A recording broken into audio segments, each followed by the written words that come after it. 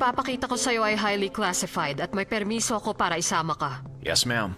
May dalang bagong sandata ang Convoy Typhoon na kinumpis ka sa isang civilian company ilang taon na ang nakaraan. Anong sandata? Biological. Ma'am? Isang civilian company gumawa ng biological weapon? Wala pang nakagawa nito sa nakaraan. Maraming buhay ng mga Amerikano ang pwede nitong masagip.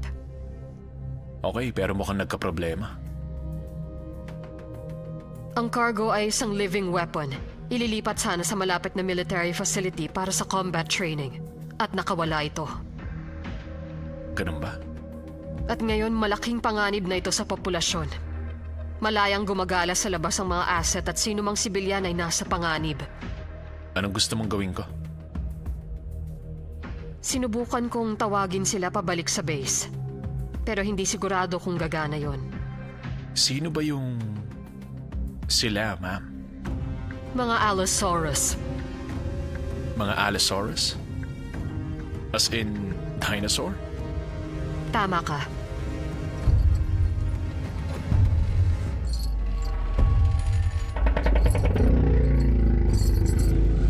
Ibang klase to. Dinevelop sila ng isang civilian company sa South America. Ipagbibili sa may pinakamataas na presyong ibabayad. Matapos ang ilang insidente, nagpa siya kaming kumpiskahin ito at ang buong research nila. Sa ngayon, 2 dinosaur ang nakatakas. Pinatawag ko sila pabalik sa base gamit ang kanilang ina. May iba pa nito, ma'am? Oo. Bakit hindi ko to nalaman, Colonel? Nasa need-to-know basis ito, Major. Mas konti ang nakakaalam nito, mas maigi.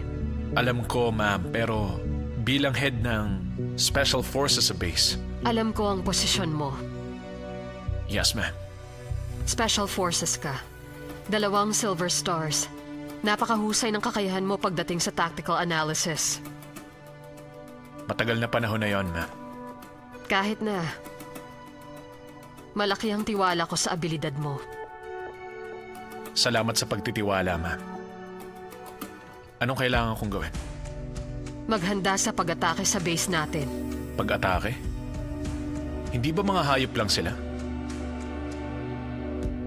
Hindi. Higit pa sila ron, Major.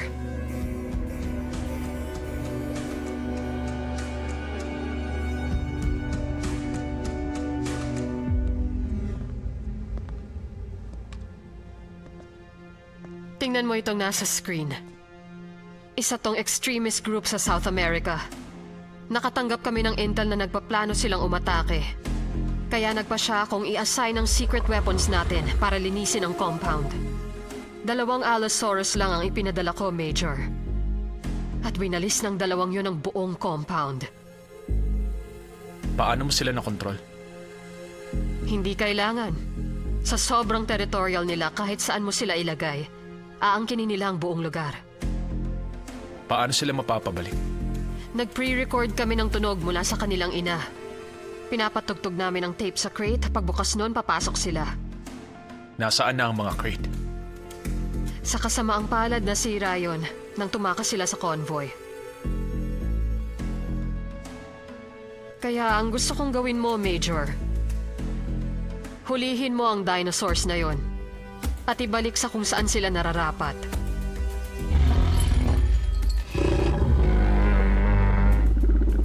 Ibig sabihin, ibalik mo sila ng buhay. Yes, ma'am. May isa pa. Walang silbi ang bala. Yung mga nag-develop sa kanila, naisip nilang mas mahusay kung pakapalin ang balat ng mga ito. Compact version sila ng traditional Allosaurus. Kung kaya't mas mabilis sila, mas maliksi. Anong panglaban kung bulletproof sila? Ang meron tayo, energy weapon. Ang nagagawa nito, naglalabas ng electric shock. Limitado nga lang sa isang tira, tapos kailangang palitan ka agad ang fuse. Sisikapin kong makontrol ang mga yon, ma'am. Kailangang ilakang barak sa base para tiyak niligtas ang lahat ng personnel. Pero kailangan kong ipaalam sa team ko kung anong kalaban nila. Hindi kailangang sabihin lahat ng detalye. Ganun ang pero tiwala mo sa kanila? Ipagkakatiwala ko. Pati ang buhay ko. Magaling. Ilalock natin ang facility at pauuwiin lahat ng empleyadong hindi kailangang narito. 2 infantry squad ang ipapastandby ko sa barracks para kung sakaling magkaaberya. Para wala masyadong maging sagabal dun sa team mo. Yes, ma'am. Salamat, Major.